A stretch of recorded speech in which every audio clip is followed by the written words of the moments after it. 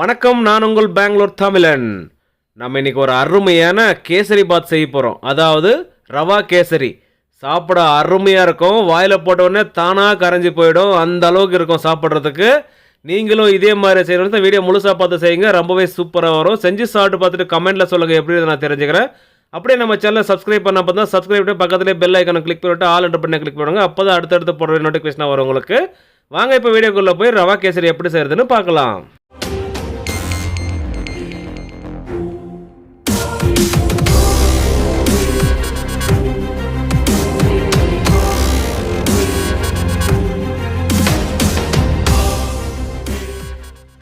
நம்ம இன்னைக்கு ரவா கேசரி செய்ய போகிறோம். அதுக்காக ஒரு கடாயை வச்சுக்கலாம்.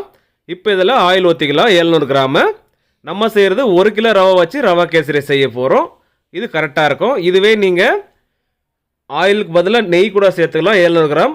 அப்படி இல்லை ஆயில் பாதி நெய் பாதி சேர்த்துக்கிறனாலையும் 350 கிராம் கூட சேர்த்துக்கலாம்.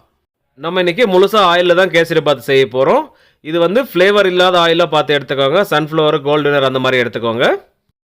இப்போ ஆயில் மிதமான சூடு வந்துருச்சு. இதில் நட்ஸ் போட்டுக்கலாம். நம்ம இன்றைக்கி ஒரே நட்ஸ் தான் சேர்த்துக்க போகிறோம். அதாவது கேஷ்யூ மட்டும் தான் சேர்த்துக்க போகிறோம். நீங்கள் வேணால் ட்ரை கிரேப்ஸு இந்த மாதிரி தேவையான நட்ஸ் எல்லாம் கூட சேர்த்துக்கலாம். இது அப்படியே மிதமான சூட்டில் பொரிக்க போகிறோம்.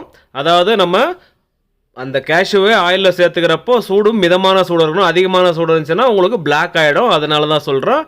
மிதமான சூடில் சேர்த்ததுக்கப்புறம் இந்த மாதிரி பொரிஞ்சு வந்ததுக்கப்புறம் நம்ம இதில் ரவை சேர்த்துக்கணும். அதுக்காக நம்ம எடுத்துருக்கிறது 1 கிலோ ரவை எடுத்து வச்சுருக்கோம். இதை சேர்த்துக்கலாங்க. இந்த மெத்தடில் நீங்கள் செஞ்சு பாருங்கள். அந்த கேசரி பார்த்து அருமையாக இருக்கும். இப்போ அப்படியே மிக்ஸ் பண்ணி விடலாம்.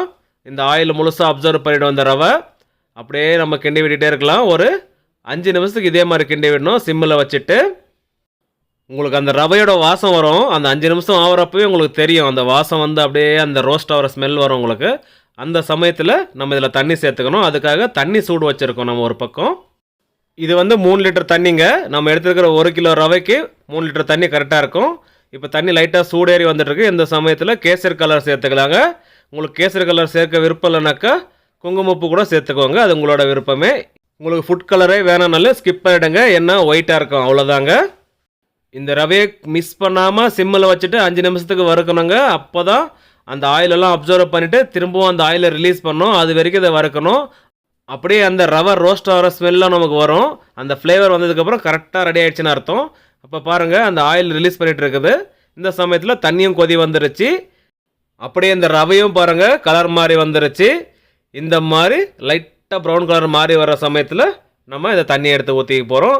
அந்த கொதிக்கிற தண்ணி அப்படியே முழுசாக சேர்த்துக்கலாங்க. கண்டிப்பாக சூடு பண்ணி தான் சேர்க்கணும். Normal water சேர்க்காதீங்க.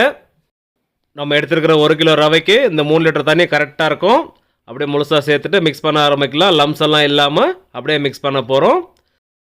இந்த சமயத்தில் ஃப்ளேமு சிம்மில் வச்சுக்கோங்க. அப்படியே மிக்ஸ் பண்ணி விட்டுட்டே இருக்கலாம். நல்லா கொதி வருது பாருங்கள். இப்போ இதில் பைனாப்பிள் போட்டால் பைனாப்பிள் கேசரி, ஆப்பிள் போட்டால் ஆப்பிள் கேசரி, உங்களுக்கு எந்த ஃப்ளேவர் வேணுமோ அந்த ஃப்ளேவர் போட்டு சாப்பிடுங்க. நம்ம செஞ்சுட்டு இருக்கிறது ப்ளைன் கேசரி.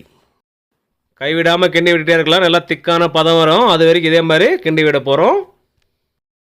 நம்ம சேர்த்துருந்த தண்ணி மொத்தமாக அப்சர்வ் பண்ணிடுச்சு பாருங்கள். நல்லா திக்காகி வந்துருச்சு. இந்த சமயத்தில் ஒரு 50 ml நெய் சேர்த்துக்கலாம். நான் முன்னாடியே சொன்ன மாதிரி இந்த ரவா கேசரியை நெய்யில் செஞ்சு போனால் அவ்வளோ அருமையாக இருக்கும். நமக்கு ஆர்டர் கொடுத்தவங்க அவ்வளோ பட்ஜெட் இல்லை, நீங்கள் ஆயிலே செஞ்சு கொடுங்கன்னு சொன்னாங்க. அதனால் இந்த மாதிரி செஞ்சிட்ருக்குறோம்.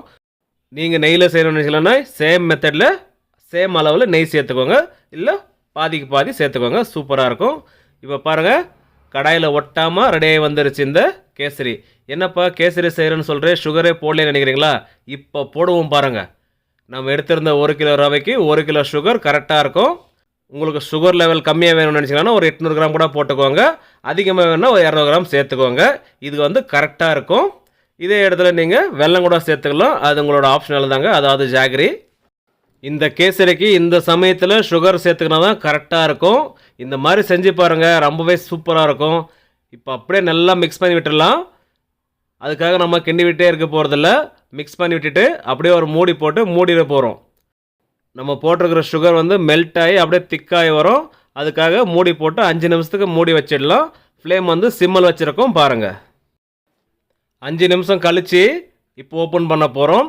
பாருங்கள், இப்போ சுகர்லாம் நல்லா மெல்ட் ஆகிட்டு அப்படியே திக்காகி வந்துட்டுருக்கு. அப்படியே மிக்ஸ் பண்ணி விட போகிறோம்.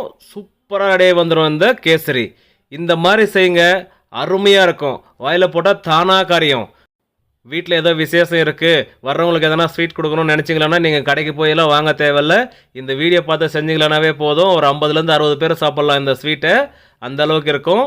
இப்போ நல்லா மிக்ஸ் பண்ணதுக்கப்புறம் பாருங்கள், ஒரு சூப்பரான கேசரி ரெடி ஆகிடுச்சு. இதில் ஃப்ளேவருக்காக கொஞ்சமாக ஏலக்காய் பொடி தூவிக்கலாங்க. நம்ம அரைச்சி வச்சுருக்கோம், அதுலேருந்து ஒரு அரை டீஸ்பூன் அளவுக்கு சேர்த்துக்கலாம். இதில் நம்ம ஏலக்காய் பொடி ஃப்ளேவருக்காக தான் போடுறோம், வேண்டாம்னா ஸ்கிப் பண்ணிவிடுங்க. இப்போ அப்படியே மிக்ஸ் பண்ண ஆரம்பிக்கலாம். அடா அருமையாக இருக்குது. பார்க்குறப்பவே சாப்பிடவும் செம்மையாக இருக்கும். கடாயில் ஒட்டாமல் சுற்றுது பாருங்கள். இந்த மாதிரி வந்தோன்னா சூப்பராக ரெடி ஆகிடுச்சு. இப்போ பாருங்கள், அந்த குடுப்பில் எடுத்து பிடிக்கிறப்ப அப்படியே தானாக கரைஞ்சி போகுது. இந்த மாதிரி வந்துச்சுன்னா ஒரு பர்ஃபெக்டான கேசரி ரெடி ஆகிடுச்சிங்க. ஒரு அருமையான கேசரி ரெசிபி செஞ்சு காமிச்சிருக்கோம். நீங்களும் இதே மாதிரி செய்யணும்னா வீடியோ முழுசாக பார்த்து செய்யுங்க, ரொம்பவே சூப்பராக வரும். செஞ்சு சாப்பிட்டு பார்த்துட்டு கமெண்ட்டில் சொல்லுங்கள் எப்படி இருந்து நான் தெரிஞ்சுக்கிறேன். ஓகே மக்களே, நம்ம செஞ்ச கேசரி ரெசிபி உங்களுக்கு பிடிச்சிருந்தா கீழே லைக் பண்ணிட்டு video friends and family share பண்ணிட்டு சப்போர்ட் பண்ணிட்டு வாங்க. நீங்களும் சப்ஸ்கிரைப் பண்ண பார்த்தா சப்ஸ்கிரைப் பண்ணிட்டு பக்கத்துலேயே பெல் ஐக்கனை கிளிக் பண்ணிவிட்டு ஆல்ன்ற பட்டனை கிளிக் பண்ணுங்க. அப்போ தான் அடுத்தடுத்து போடுற வீடியோ நோட்டிஃபிகேஷன் வரும் உங்களுக்கு. மேலும் சப்போர்ட் பண்ணிட்டு வாங்க. மீண்டும் அடுத்த வீடியோவில் சந்திப்போம். பாய்.